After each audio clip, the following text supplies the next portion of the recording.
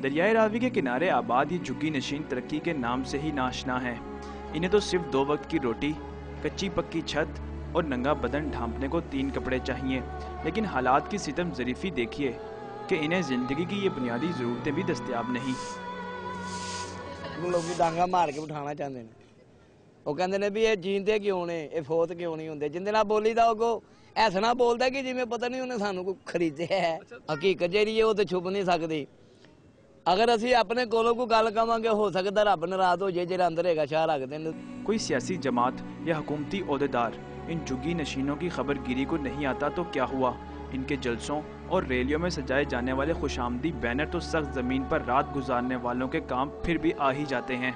और देंदे कुछ भी नहीं, गल्लां सारियां करके लगे जाते हैं भी आप दे देंगे, क्वार्टर दे देंगे, फलान दे देंगे, टी कर देंगे, गरीबां की मदद कर देंगे। असी तो सारा दिन मिट्टी कुटने ते रोटी शाम ਨੂੰ मार के खाने।